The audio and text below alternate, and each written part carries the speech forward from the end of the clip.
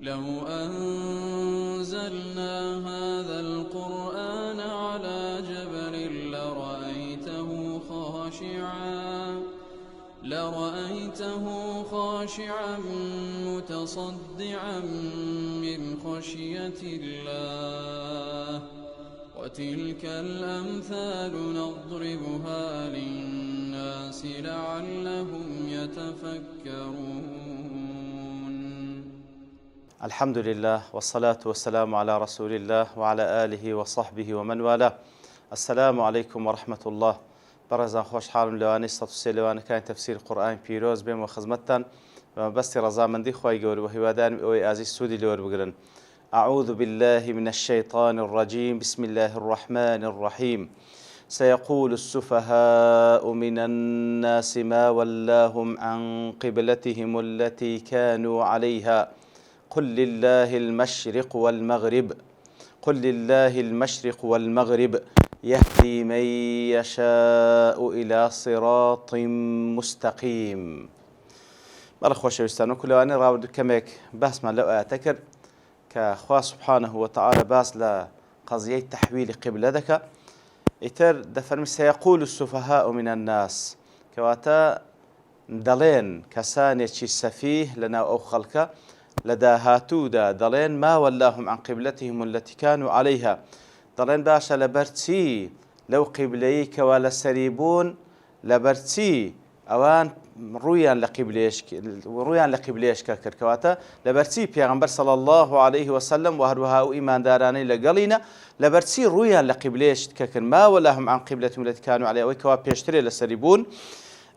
قل لله المشرق والمغرب، پێیان بڵێ مەشریق و مەغریب هەر هەمووی مڵکی خوایە سبحانه وتعالى. يهدي من يشاء إلى صراط مستقيم، خوا سبحانه وتعالى هدايتي هەر کەسێک کە بیەوێ هدایەتی دا و ڕێنمونی دەکە بەرەو ڕاستە ڕێگە بەرەو ئەو سیراتە المستەقیمەی کەوا دەیگەینتە بەهەشت و ڕەزامەندی خوای گەورە سبحانه وتعالى و هەروەها هدایەتی دا لە بۆ ئەو قیبلەیە و ئەو ڕووگەی کە خوا دەیەوێت سبحانه وتعالى کەوا سیراتە المستەقیمە. ئەو بە کورتی مانای ئاەتەکە دیارە. سەیەقول السفهاء لێرەدا سەیەقول واتە لە داهاتوودا لەبەرەوەی سینی ئیستیقبالە،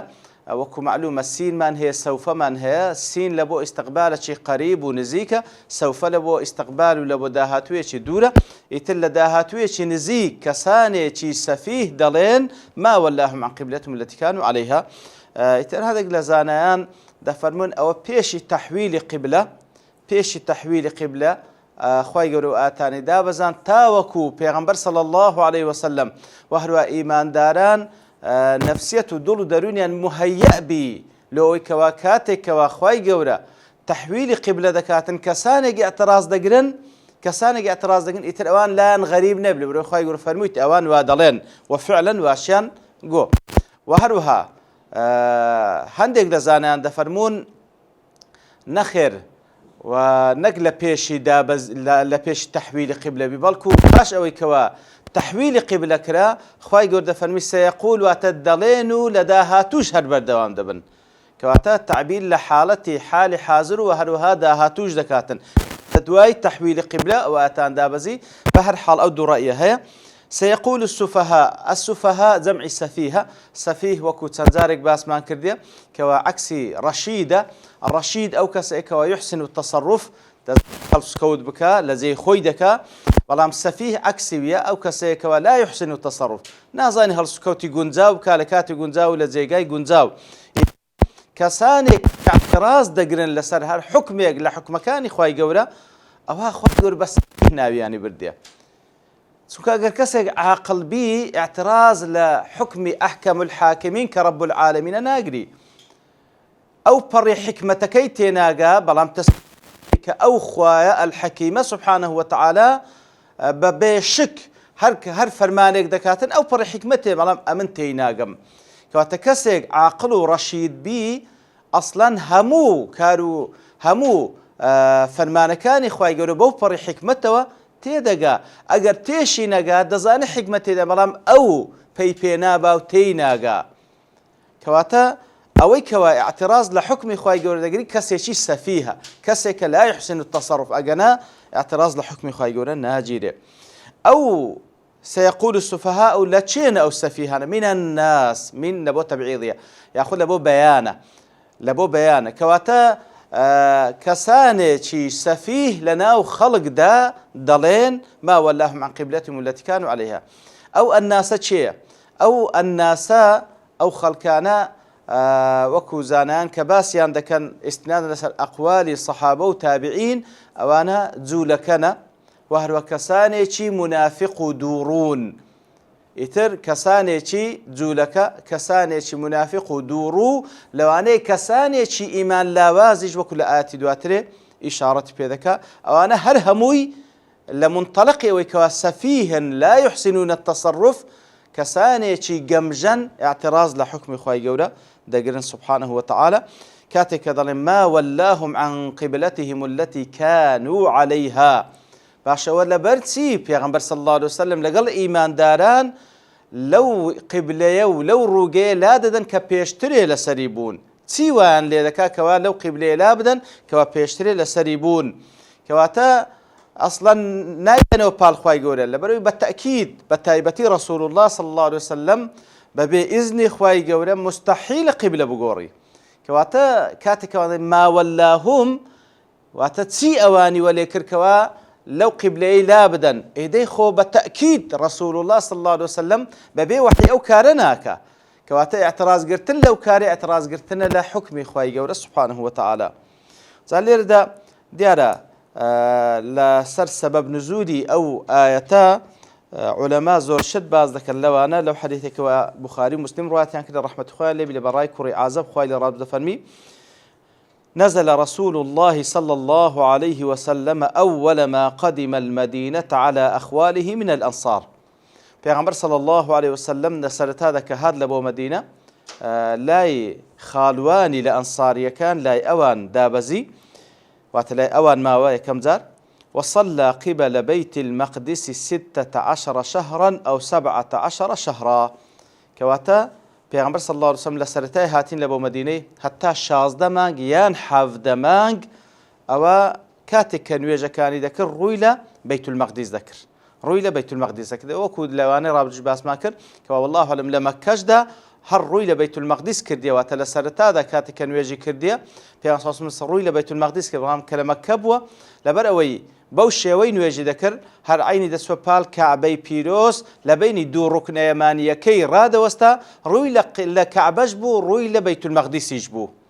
لو يزور هستي بينكرا بلام لدواي ويكواس هجرتي لبو مدينة كر لوين دري هز مازال تدان يان رو لكعبة دا كان رو لبيت المقدس أصلي شوابك وفرماني بيكرا رو لبيت المقدس بكا بلا شازدة حفظ مانج پیغمبر صلى الله عليه وسلم روي بيت المقدس كر وكان رسول الله صلى الله عليه وسلم يحب أن يوجه إلى الكعبة پیغمبر صلى الله عليه وسلم پي خوش بو بدل كوا خواي گور فرماني پي بكا لنواجه كان دا روي لكعبي بيروز بكا فأنزل الله تعالى قد نرى تقلب وجهك في السماء فلنولينك قبلة ترضاها فول وجهك شطر المسجد الحرام وحيث ما كنتم فولوا وجوهكم شطره كواتا وكخواي يقول لو آتدا دفرميتن كخوا سبحانه وتعالى دبينيتن طبعا لآت كان ديتن باز ذكري كوا خواي يقول دبيني يا رسول الله تقلب وجهك في السماء كوا سر برز دكي ولبو آسمانو تاو دجيري لآسمان كوا داوا كاريك تيبرام داواشي ناكي يترخواي يقول فرمي فرمان في ذلك كوارو لقبليك بكي كوا بي رازي بي يترفولي وجهك شطر المسجد الحرام دي رولا اتجاهي مسجد الحرام كرولا كعبي بيروز بك وحيث ما كنتم انقوش اي ايمان دار لهرتشان دريبون فولوا وجوهكم شطره يتر انقوش رولا بيت الله الحرام لكعبي بيروز بك دفن فتوجه نحو الكعبه يتر پیغمبر صلى الله عليه وسلم لدواي واتي دودا بزي روي لكعبي بيروز كر وانه صلى اول صلاه صلاها صلاه العصر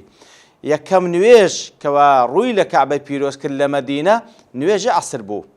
وصلى معه قوم ئیتر کەسانێکی لە سەحابە لە خزمەت پێغەمبەر صلی الله عليه وسلم ڕوویان لە کەعبەی پیرۆز کرد. فخرج رجل ممن صلى معه یەک لەو پیاوانێکەوە لە خزمەت پێغەمبەر صلی الله عليه وسلم نوێژی کردبوو، نوێژی عەسر، ئیتر دەرچوو لە دوایەوە نوێژەکە تەواو بوو. فمر على أهل مسجد من الأنصار بەلای مزگەوتێکدا ڕۆیش ئی ئەنساریەکان بوو کەوا مەسجیدی قیبلەتەین کە دواتر پێ دەگوترێ، بەلای مزگەوتێکدا ڕۆیش کەوا ئەنساریەکان لەوێ نوێژیان دەکرد. لەو حاڵەتەی ئەوان وهم راکعون في صلاة العصر ئەوان لە ڕکوع دابوون لە نوێژی عەسردا نحو بيت المقدس. طبعا ڕوویان لە چێن دەرێبوو؟ ڕوویان لە بەیت المەقدس بوو، خەبەریان پێ نەگەیشت بوو. فقال لەو کاتێ ئەو کەسە کە بەلایاندا ڕۆیش کە ئەوان لە نوێژی عەسر دابوون لە ڕکوع دابوون، ئەو پیاوەگوتی أشهد بالله لقد صليت مع رسول الله صلى الله عليه وسلم وأنه توجه نحو الكعبة. كواتا شاهدي دەدەم بەذاتی الله سبحانه وتعالى کەوا لە خزمەت پێغەمبەر صلى الله عليه وسلم نوێژم کرد. ئیتر پێغەمبەر صلى الله عليه وسلم فەرمانی پێکرا کەوا ڕوو لە کەعبەی پیرۆز بکە. فانحرفوا وهم ركوع هل لو ركوعيدا سبحان الله سريان برز نكردو يكسر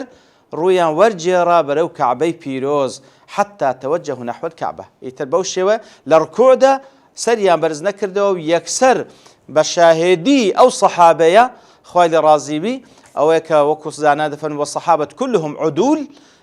لبرو يشاهد شي عدله يكسر لنويجي لركوع دا سريان برز نكردو يكسر رويان لا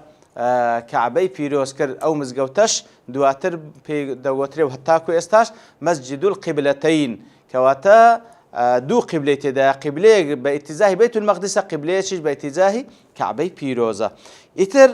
بەو شێوەیە خوای گەورە سوبحانەه وتعالە کاتێک کە فەرمان بە پێغەمبەرەکە صلی الله علیه وسلم پێغەمبەر صلی الله علیه وسلم جێبەجێ دەکا و مسلمانانیش پاش ئەوەی کەوا طبعا ئەوەی لە خزمەتی یەکسەر جێبەجێ دەکەن ئەوانی تریش بەس مجرد کە پێیان دەگا پێغەمبەر صلی الله علیه وسلم فەرمانی پێکرد لە ناو نوێژێ بەبێ ئەوەی کەوا تەکید بکەنەوە، بەبێ ئەوەی کەوا شەک و گومانیان هەبێ، بەبێ ئەوەی تەڕەدودیان هەبی کە قەزیەی تەحویل قیبلە قەزیەیەکی زۆر گەورەیە، بەڵام لەگەڵ ئەوەش یەکسەر ڕوو لە کەعبەی پیرۆز دەکەن کاتێکەوە دەبیستن. پێغەمبەر صلی الله علیه وسلم فەرمانی پێکرایەوە ڕوو لە کەعبەی پیرۆز بکە. بەڵێ ئیتر ئەو زەدە فەرمی سيقول السفهاء من الناس ما ولاهم عن قبلتهم التي كانوا عليها قل لله المشرق والمغرب يا رسول الله صلى الله عليه وسلم ويأخذ هر کەسێک لە دوای رسول الله دێ صلى الله عليه وسلم پێیان بڵێ لله المشرق والمغرب. مشرق و مغرب ملکی خوایە سبحانه وتعالى. مشرق و مغرب يعني هەر وەکو بەیت المەقدس ملکی خوایە سبحانه وتعالى، كعبەی پیرۆزیش ملکی خوایە، هەر وەکو خوای گەورە شەرەفی بەیت المەقدس بەخشیە، بە هەمان شێوە شەرەفی بە کەعبەی پیرۆزیش بەخشیە، بەڵکو خۆشەویستترین جێگا لای خوای گەورە سبحانه وتعالى مزگەوتەکانە و لە هەمووان خۆشەویستتریش کەعبەی پیرۆزە. نوێژێک لەوێن دەرێ بە 100,000، نوێژێک لە مزگەوتی پێغەمبەر صلی الله عليه وسلم بە 1000، نوێژێکیش لە بەیت المەقدس بە 500، کەواتە ئەشرەف جێگا خۆشەویستترین جێگا لای خوای گەورە سبحانه وتعالى کەعبەی پیرۆزە. کەواتە قل لله المشرق والمغرب يهدي من يشاء إلى صراط مستقيم. ئیتر خوای گەورەش خوایە سبحانه وتعالى هدایەتی هەر کەسێک دەدا کە بێوێ، هدایەتی هەر کەسێک دەدا کە بێوێ إلى صراط مستقيم، بەرەو صراط المستقيم کەواتە تەوجیهکردنی پێغەمبەر صلی الله عليه وسلم لەگەڵ ئیمانداران هەتا ڕۆژی قیامەتێکەوە ڕوو لە کەعبەی پیرۆز بکەن، ئەوە لە ضمنی هدایەتی خوایە سبحانه وتعالى لە بۆ صراط المستقيم کەوە ئەسلی ئەو دینە هەمووی صراط المستقيمە. لایەکی لێرەوەیە لە دنیادا دەست پێ دەکات هەر کەسێک ئەو ڕێگایە بگریتە بەر سەرەکەی تریان لای خوای گەورە سبحانه وتعالى دەیگەینتە ڕەزامەندی خوای گەورە، دەیگەینتە بەهەشتی پان و بەرین. ئیتر ئەوە هیدایەتدانی خوایە، کەواتە تەحویل قیبلە لە ضمنی هیدایەتدانی خوایە سبحانه وتعالى لە بۆ پێغەمبەر صلی الله عليه وسلم و هەروەها لە بۆ ئیماندارانیش لە بۆ صراط المستقيم ئەو صراطی کە گوتمان ڕەزامەندی خوای گەورەی تێدا. وكذلك جعلناكم أمة وسطا. ئیتر بەو شێوەیە خوای گەورە دەفەرمێ بەو شێوەی هەر وەکو فەرمانمان پێکردن کەوا ڕوو لە بەیت المەقدس وەرجێڕن بەرەو کەعبەی پیرۆز ببیتە قیبلە و ڕووگەتان لە نوێژەکانتان، بەو شێوەی ئەنگۆمان جێڕا بەوەی کەوا ئومەتێکی وەسەتن. وكذلك جعلناكم أمة وسطا کەواتە بەو شێوەیە ئەنگۆمان جێڕا بڕیاری ئێمە لەسەر ئەنگۆ لەسەر ئومەتی ئیسلامەوەی کەوا ئومەتێکی وەسەتن. ئومەتی وەسەت كواتا وكزانان دفن وسط بمعناي أوي ديك وأمتي عدلا أمتك لبروي وسطي هرشتك عدالته التمشابك قدارك بيني ناوراستي أو دارة كوسطيتي عدالتي شلبيني أو دي أو ديوي وهروها وسط بمعنى خيار بمعنى تساكترين لو إذا دفن وكذلك جعلناكم أمة وسطا كواتا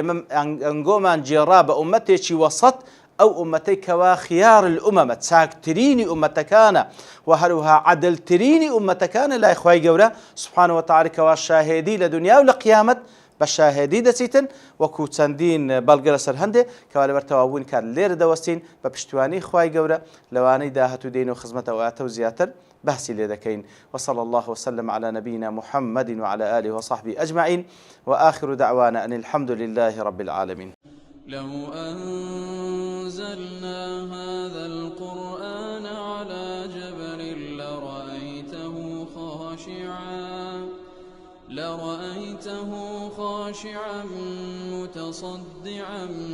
من خشية الله وتلك الأمثال نضربها للناس لعلهم يتفكرون